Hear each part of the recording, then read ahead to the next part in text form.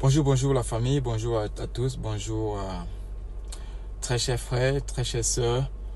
En ce moment de crise mondiale, en ce moment où la santé de nos proches, de nos voisins, de nos enfants, de nos parents, du monde entier est remise en question, en ce moment où la nature, où mère nature, n'est-ce pas, décide de se déchirer sur la face du monde et de s'exprimer.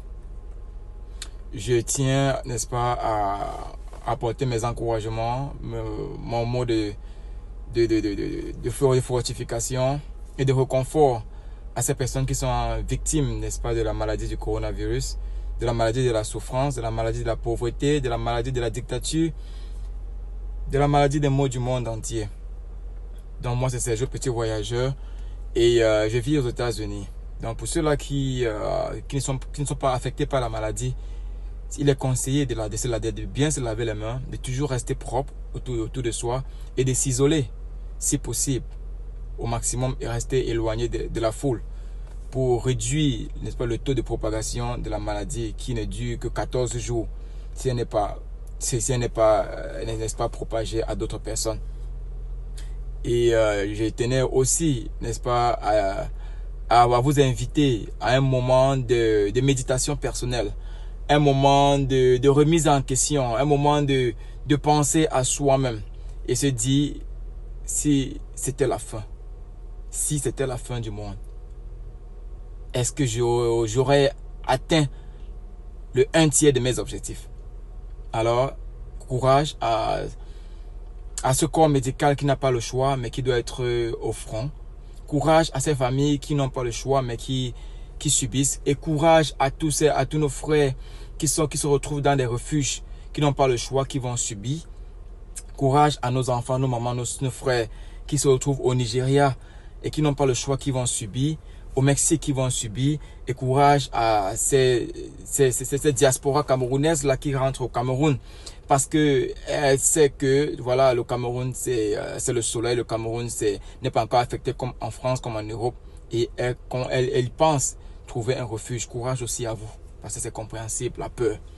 Tous ont peur, tous se méfient de cette maladie. Mais au-delà de mes encouragements ce matin, laver les mains c'est une chose, mais lorsqu'il y a panique, tout le monde veut acheter, tout le monde veut remplir la maison, tout le monde veut être en sécurité. Et il y a rupture de stock. Le minimum c'est l'eau, le minimum ce sont les vivres qui ne périssent pas rapidement, et c'est rester propre.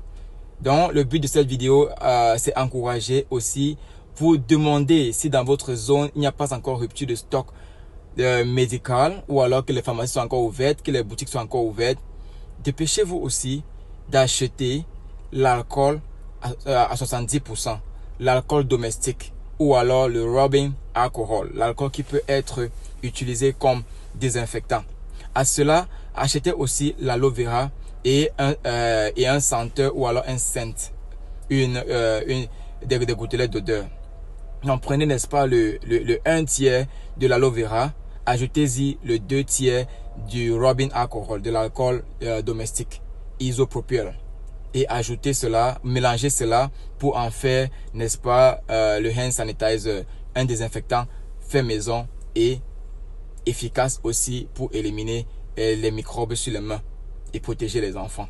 Donc il y aura rupture de stock partout, déjà que l'eau est en manque, les vivres sont finis dans les boutiques, même les papiers toilettes, encore les papiers toilettes sont gérables, parce que on peut, n'est-ce pas, on peut utiliser l'eau directement comme on l'a toujours fait auparavant, mais pour les désinfectants et conserver notre entourage propre, utilisons, n'est-ce pas, cette combinaison de l'alcool domestique à 70%, isopropyl, et l'aloe vera à un mélange, pour y ajouter un senteur si vous le voulez ou pas, à votre choix, mais c'est rien que l'alcool, l'isopropyl et l'aloe vera mélangé, ça vous fait, n'est-ce pas, un désinfectant assez efficace comme tout autre désinfectant.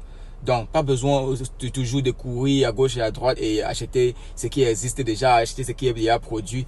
La famille, nous pouvons limiter ces dégâts. L'isolement, rester propre et conservons notre système immunitaire assez fort, assez prêt pour lutter contre le paludisme. Ils viennent avec un médicament contre le paludisme.